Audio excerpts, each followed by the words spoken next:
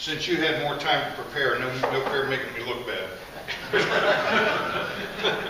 What this issue is all about is, as Dave has described historically, basically our legislative districts are drawn dependent on who in fact has won the gubernatorial, auditor race, etc. Any two of those three going with the other member of your party are sufficient after the every 10-year census to draw congressional boundaries. That has resulted in some of the weirdest configurations of districts that you've ever seen. There's areas down on the Ohio River that I think might run 100 miles east to west and 10 miles north to south. Now that is not a compact district reflecting necessarily thought of the people that are involved. And it's not Democrat and it's not Republicans, because each side, when it's their turn to control, does exactly the same thing. They make sure that they have safe elected seats. They make sure that if they're going to lose a seat in a particular area, they're going to jam everybody from the other side that they can into that particular area so it doesn't filter out into the other areas.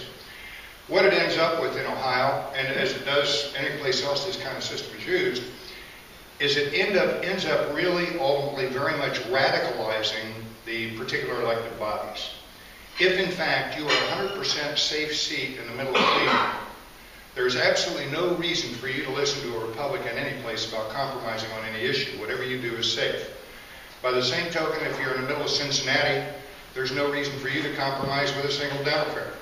We'll expand that out over the state, and we look at all our congressional delegations. What you find is that if we have maybe four, I think you got an advantage on me maybe on some of the statistics, maybe 4 competitive districts statewide, the rest of it's foregone who's going to be the one selected. We know that historically, if in fact there's more balance within a district, there also tends to be more temperance. You've got to be able to speak for all your people in your district, and it tends to de-radicalize most of it so that we can have intelligent conversation on what's going on. Now, with that as background, what the proposal has been that has been put forth by the League of Women Voters is that essentially we depoliticize it in the following way. There are, I think at latest count, 70 members of courts of appeal in the state of Ohio, spread around 12 districts. The legislation would require the Chief Justice to appoint by lot, and tell me the number, 12 of them? 8 of them. See, I'm cooperating. 8 of these people, by lot, are going to serve on a committee that will ultimately select the people who will determine what this redistricting should look like. So in effect, you've got 8 independent judges going through a formula which allows them to pick an equal number of people from each party and then an equal number of people as independents that are also drawn as lot from lists that are approved, so that we attempt to take, to the extent possible, politics completely out of it. Now, the problem that is raised that with this situation is that in effect we've now involved the judiciary in part of a political process that they've never been involved in before.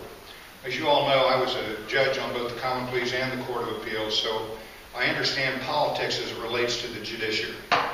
And the claim would be that because these judges have in fact to get elected, they're susceptible to political pressure as to who they would make sure were on the list of approved people to be appointed by lot.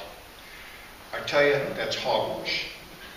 If that were true, there is no trial court or appellate court judge in the state that would ever hear any case.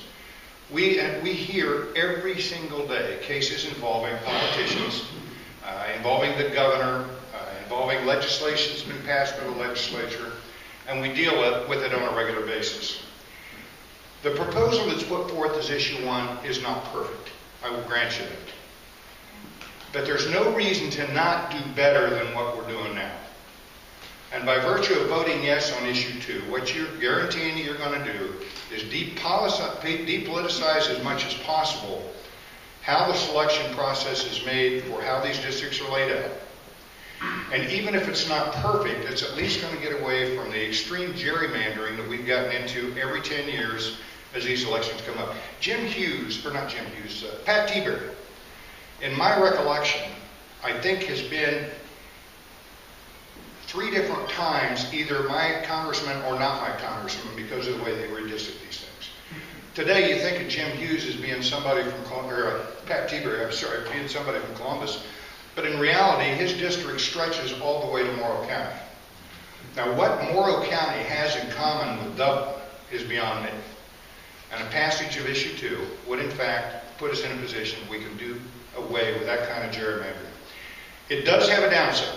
I think that some of the gerrymandering that's gone on in the past to ensure racial representation is probably going to be weakened a good deal, simply because you will not now have the concentration you've had in some of the areas as you've had them before. For instance, there will no longer be a district on the east side of Columbus that is virtually guaranteed to have minority representation.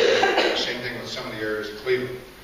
But in fact, I think doing away with that is a very small price to pay for getting some balance back in how we're doing the apportionment in Ohio and how we're forcing people to make accommodations with all the people in their district and not be able to be demagogues about the direction we go.